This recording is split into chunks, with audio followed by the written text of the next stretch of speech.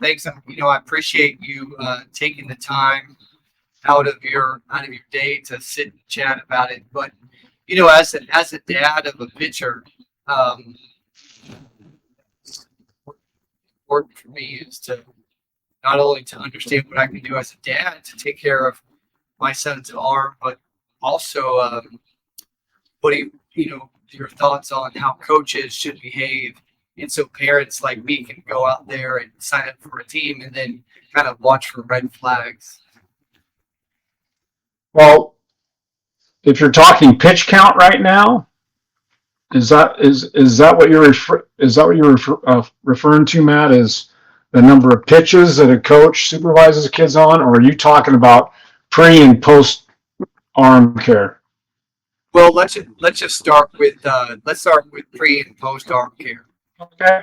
Okay. So yeah, I think it's so important that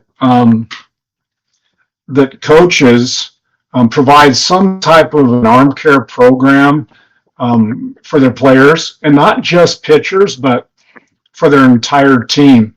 It needs to become a part of their, as they go through their dynamic warm up routine and their throwing progressions. Inside of that needs to be an arm care routine, because, as you know, um, a baseball player's health, arm care health, is their lifeline. And if their arm isn't healthy, they can't play. And so, one of the things that we need to be able to do as a coach is provide some simple routines for players to follow. So, for example, in my private lesson routine, um, we get a little bit more in depth. We go through a J-band workout. We do some static stretching with our hip and shoulder mobility. And then we also go through a warm up, just a muscle activation with our shoulder tube. And then we'll also go through our plyo balls, where they have a specific routine, again, that they do every day that they're with me, as part of their pre-arm care routine. Now, I get it that a a coach of 12-year-olds or 13-year-olds, might not have access to those type of things. But there needs to be something. For example, it could be as simple as arm circle routines, doing arm circles forward and backwards, small, medium, large, back to medium, and small arm circles forward and backwards. It could be also doing simple goalpost stretches. It could be adding some static stretches with the shoulders that needs to be part of the routine. And if a coach wants to, I've had some coaches that they provide their own J bands, so they carry around, just like they carry around a bag of baseballs, they carry around a bag of J bands, and that's part of what they do. And at first, it takes a little time, but just like anything, once the players learn the routine, it doesn't take quite as long. But regardless of the time, it's time well spent. It's time well invested, and it's important in preparing the athlete for practice or games, to warm up that area. It strengthens that area, and it also helps shoulder mobility. And we certainly don't want to lose flexibility in that area, which can also be another red flag for injury. And so there's a lot of benefits for that pre-pitching routine. Yeah. And so where did you learn some of this stuff? And you know, I mean, I've since I moved to Idaho, all I've known is that you're the best pitching coach, best pitching guy around Idaho and possibly the Pac West. But where did you learn a lot of your a lot of a lot of this? Because you're not a physician, so did you just learn it by experience? little bit of experience, but I will tell you, just like any other coach, we're great at stealing ideas from one another. The J-band routine has been around for a very long time. A guy by the name of Alan Yeager is the guy that put that routine together, and it's a staple for a lot of coaches. The shoulder tube is another routine that I've seen being utilized by a lot of NCAA Division I programs, professional players, and I really like how it really activates the muscles and prepares them for practice or games. And then the plyo walls. I mean, the plyo walls have been around for, I want to say the last 15 years at least. That you'll see a lot of players will utilize those for not only for pre-pitching but for post-arm care as well. And so the combination of just being around the game for a long time, but I think like any coach, there's some things that you see that are out there like, hey, I really like that. Other things that are, you know what, I'm not going to utilize that. I'm not a fan of that. And so what I've over the years have incorporated is I've utilized some things that I like and I keep it. And there are some things that I've done in the past that I don't do anymore, you know? And so it's a little bit of the time and experience of being around the game a little bit, but also stealing ideas from other experts out there. Yeah.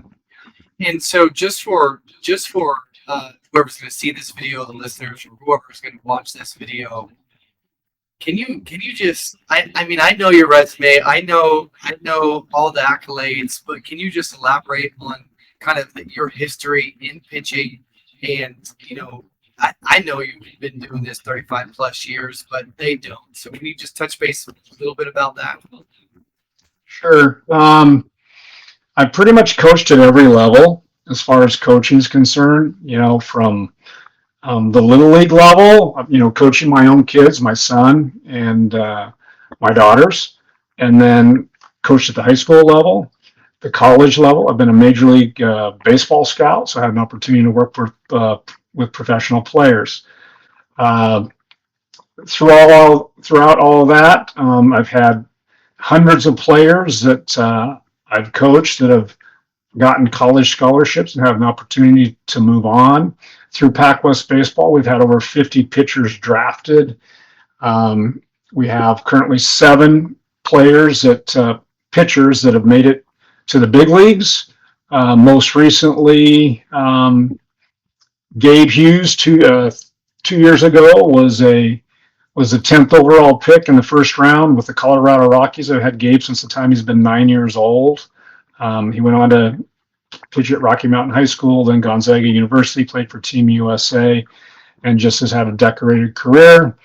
And then the most recent local one also would be a pitcher by the name of Robert Orlowski out of Middleton High School, a recent Gatorade Player of the Year.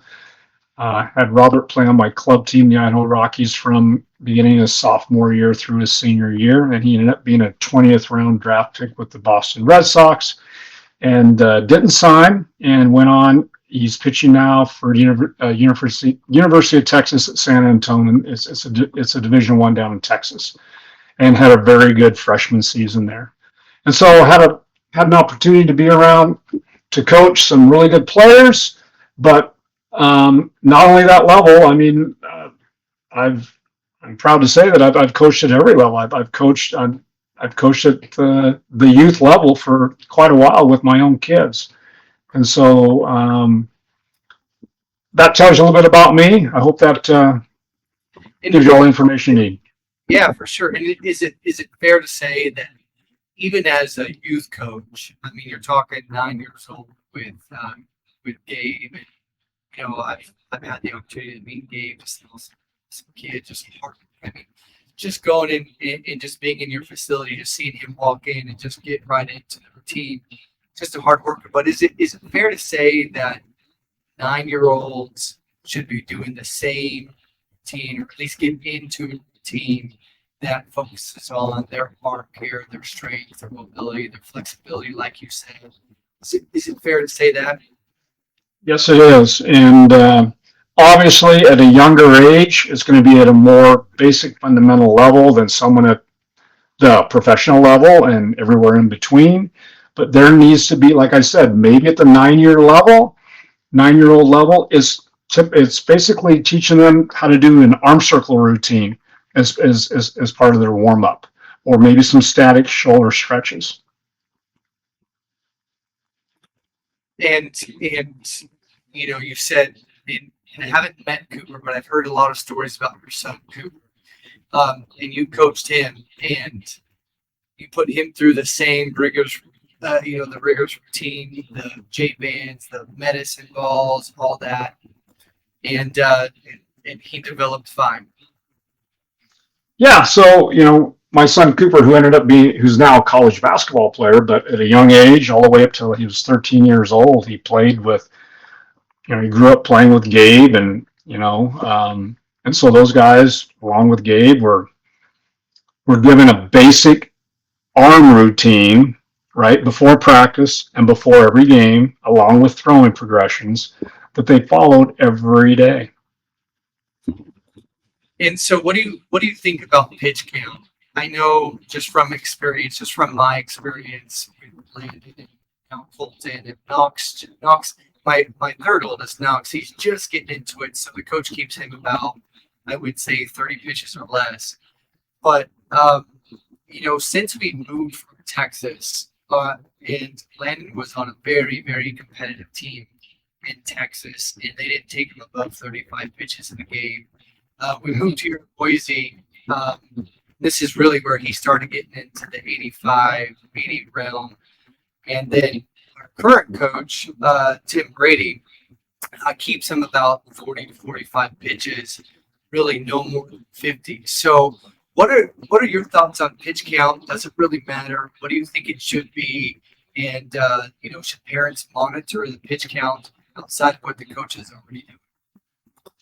It does matter, and the first thing that coaches need to do, and it's great to hear that you've had some coaches that really have a good understanding of it. You've had some coaches, you've experienced that where they're protecting your son's arm. Yes, is one of the things that coaches need to do first and foremost. Sorry about that alarm there. But what they need to do is have perspective, because so many times the first thing the coaches get caught up in is trying to win the baseball game at the risk of the health of that 10-year-old or 11-year-old boy. And so they'll push that pitch count or bring him back on not enough rest to win a ball game. And so first of all, there needs to be some perspective by the coach. Okay. And then secondly, yes, it's ironic that we're talking about this, but I most recently had one of my clients, for example, that he was playing in a local tournament, and his dad shared with me he pitched at the very beginning of the day. He pitched 5 innings, which was about 85 pitches. The coach then brought him back the same day, through 2 more innings and through another 35 or 40 pitches. That's so unacceptable. That's not okay. And so they did ask my opinion on it, and I shared it with them that they are literally putting your son's health at risk. At risk, yeah. And and so, for example, this young boy he's 13 years old, and when he was pushed to 80 pitches, I told the parents that he should have been done after that. His weekend is over. Okay, if he gets pushed to that 60, 80 pitch range, good for them. They pitched their 3, 4, 5 innings for that tournament, but they're done. Okay. Now, if it was, for example, I get how tournaments work, and you want to be able to bring a kid back, but you want to bring him back effectively with enough rest, right? And so let's say, a pitcher pitches on a Friday, your opening round of a tournament, and he throws. We keep him under that 30, 35 pitch count. You give him a day's rest to bring him back, right? And then maybe he's able to go again another 30 to 35 pitches, and then he's done for the weekend, right? So, Yeah, and then, it's really funny that you say that because at 11 years old, I witnessed it. A kid was brought in, he got warm, he finished the game, he got cold, and then he started the next game, same day, same exact day. And I was thinking, where is your father? Where's your dad? This cannot be okay. yeah, and sometimes parents don't know any different. In fairness to the parents, they don't see it. They're not as educated as you are as far as knowing that and this isn't okay. You have some parents out there that, hey, they want their son or daughter to play and do what's best for the team, and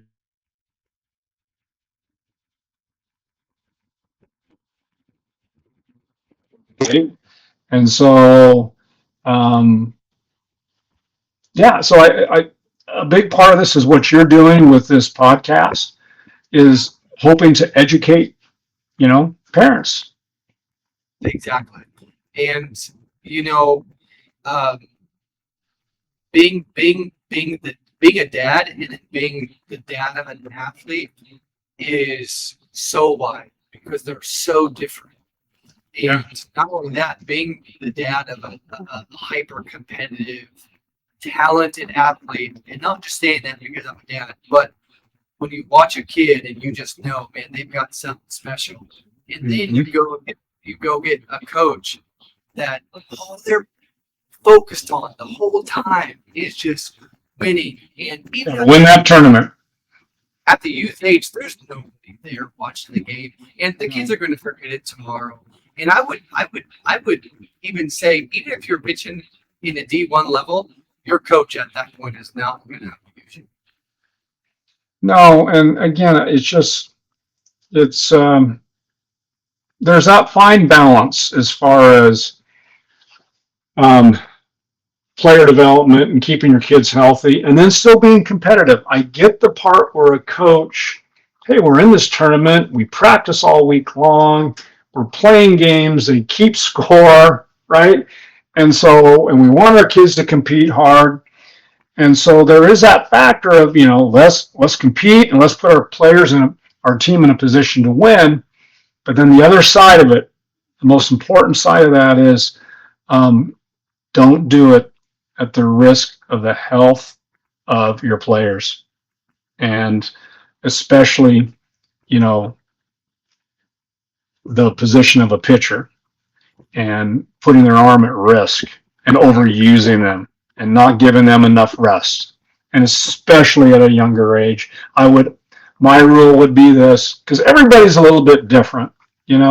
Some guys are able to come back on no rest because they just have very resilient arms. Some guys, they might throw on a Friday and they'll be lucky to come back on a Sunday. It might even take them till Monday because they just aren't quite as resilient. And so everybody's a little bit different. But it just comes down to a coach doing what's best for kids. Yeah, how do you think a parent? Say I'm in that situation and I'm kind of oblivious to how my son should how my son's arm should be properly taken care of. How do you suggest a parent approaches a coach? Okay, so especially at a young age, I think the parent probably has to be the voice for the youth. I mean, when they get older, when they get to high school age, you want them to learn to advocate for themselves and have that conversation with the coach. But if it's a parent of a younger child who, the younger child can't quite communicate effectively to a coach we're talking about the health. First of all, the parent needs to set a time up at an appropriate time with the coach, not right after a game. Okay. It needs to be at the best time for the coach, where you basically set up a meeting where the emotions are low. It wasn't just right after your son just threw back-to-back games and, mom or dad might be a little bit fired up. You want to avoid those type of confrontations. And the coach, in fairness to a coach, you don't want to put a coach in that type of a situation either. And so give it some Some time, for example, maybe after practice, it's a text to the coach saying, "Hey, coach, is there a time that we can meet, after practice where we can discuss, you know, how my son's being used on the mound, just to give them a heads up." And then to have that one-on-one in an adult way, right? Yeah. And express, your concern, and then let the coach give his point of view as well. Yeah, I think that that's good rule of thumb is just kind of letting emotions kind of Yeah. settle. It's definitely tough being a dad and you fear that your kid's being abused in some way, shape, or form. They're an athlete. Um, but coaching, Tim Brady has allowed me to be in the dugout, has allowed me to and given me the opportunity to help him coach and seeing it from a different perspective, and then also allowing parents just to calm down and myself to calm down before and after games, and I think that's really good advice. You know, the other real big push that I'm seeing a ton of, and it really started hitting me as I'm doing research about velocity and all the studies that the MLB are coming out. They're coming, and all the people have Tommy John surgeries, and there's a high percentage of those people that are throwing over 100 miles an hour. And I think it's probably 98 or 99% of the people that have Tommy John have this extreme velocity coming through Right. them. And when they're doing surgery on them, they're finding that the ligament is frayed, which they're equating that to, these kids are having micro tears at a young age, and it's due to this push for more velocity. Mhm. So, what do you think about velocity overall? Well, I think it sure is nice to have, isn't it? I mean, as a coach, we always like guys that can light up the radar gun. And, you're right. There is an epidemic of Tommy John surgeries. We brought up Gabe. Gabe is just recovering from Tommy John. Gabe last August had surgery. He's a guy, a big physical kid that throws 96, 97 miles an hour, 6'4", 230 pounds. And you look at these major league players, college players, everybody's getting so big and physical. I mean, pitchers aren't, you see very few of the pitchers that are under 6 foot tall, 170 pounds. Most of these guys are built like NFL running back, tight end type guys where they're physical and strong and explosive. Well, they're gaining that velocity, right? You're seeing velocity, guys throwing harder than ever, right? But the arm isn't built to handle, all of that stress that's being put on the elbow. And so my belief is, when we talk about velocity, that's one component of pitching, Matt. There's multiple components of pitching. You have velocity, you have command, the ability to throw strikes, and movement, the ability to get the ball move and to be able to change speeds, And in my opinion, the most important component of pitching is command, first and foremost. Do I want velocity? Oh, I want it all, right? I want that guy that can throw hard and throw strikes. But the bottom line is nobody cares how hard you throw a ball forward. That's kind of the new buzz phrase out there that coaches are realizing that, yeah, we're getting all these guys that are throwing hard, but they can't throw it over the plate. And so now what you're hearing college coaches, for example, instead of just recruiting velocity, they're getting back to, man, we just need guys that can throw strikes, right? They can get the ball to move and change speeds, and we'll develop the velocity along the way. Now, there needs to be a baseline of velocity at that level, but especially at the youth level, I'm all about command first, always have been. And yes, even with your son Landon, we want him to become the best version of himself, right? A very talented, young left-handed pitcher. And so with him, like our other pitchers that we have that come through, we're going to start with developing command. At the same time, we're going to make adjustments in his delivery, which is age appropriate, get his body moving in an age appropriate way, not asking Landon to do the same thing that I'd ask a senior in high school to do, to tap into as much velocity as we can get out of him, but without losing the command. Does that make sense? So Yeah, that's perfect. The as a dad, always for whatever reason, I don't know what the reason, but we're always comparing our kids. yeah. And you see a kid that's just, I mean, a kid on Landon's team, Tate, just an awesome kid, probably has 40 pounds on Landon. But he throws so much harder, and you look back and you go, holy smokes, this kid can flat out throw it. And it may not be taxing on his body, but if I got Landon to try to throw that hard all the time, I think I'd throw his arm off. I think I'd get his arm to literally just fall off his body. Mm-hmm. Yeah, and part of it is because he is not physically developed. He's young, right? And those kids are young, and so it comes back to, let's throw that little white baseball over the plate. Let's get it to move. Let's get it to sink. Let's learn how to change speeds with it. Throw a change up, especially at that young level. Move that fastball up and down, change eye levels. And then along the way, we can get them moving more athletic and a little bit more explosive, but that's not going to be my primary focus. Yeah. And so before I let you off, I know we've been at about 30 minutes. I think so Landon's had pitching lessons from obviously. I think you're very special. But the one thing that I see in baseball more than any other sport, for whatever reason, is kids carry all this weight, and then psychologically they don't handle the weight well. And I don't know if it's because they're on stage, whether they're pitching, they're on stage. If they're at bat, they're on stage by themselves. They get a pop up in the outfield, it's like they're on stage. I know it's a team sport, but it's very individualized at the same time. Where did you get this psychological component? When did you notice that you had to embed this into your lessons and really build a person from inside here and then going to the arm? Where did that come from?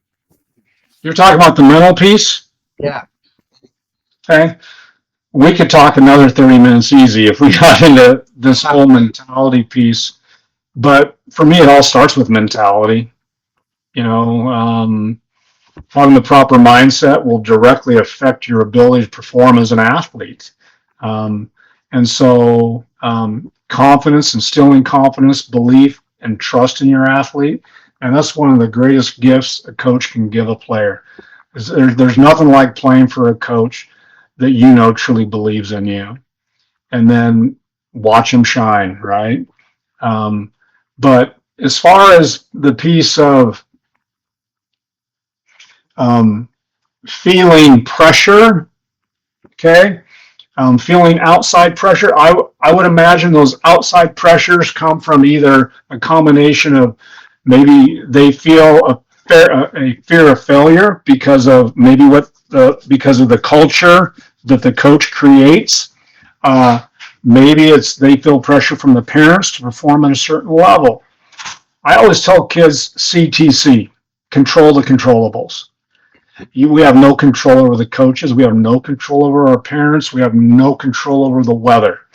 What you have control over is your attitude and your effort.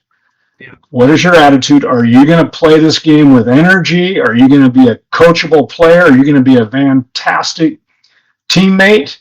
And then with effort, are you going to play this game with relentless effort? Play this game as hard as you can. Be the hardest worker on the field. Those are things that a player can control. And when you give that little mindset to a younger player, it kind of simplifies things, and I think it takes the burden off of them. They don't feel the pressure. The final piece is, right, Matt, it's a game, right?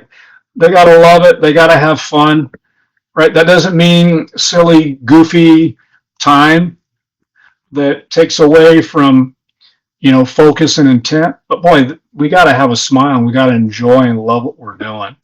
Yeah, yeah, yeah.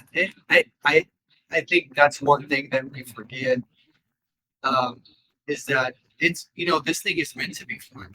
It's meant to be a child game, and and it's one of the greatest games. Obviously, I love football. Probably I'm a football guy at heart, but watching my son throw that baseball is literally my greatest joy. And so, I appreciate what you've done for him, done in his life, and it wasn't before we met you that he was writing messages in his hat that just give him just a moment, just a reminder of who he is and what his abilities are, and I think it is current hat that the reminder is I got this. So no matter what is happening in his life, it could be I got this. Stand on the land and maybe walk 2 batters. Guess what? I got this.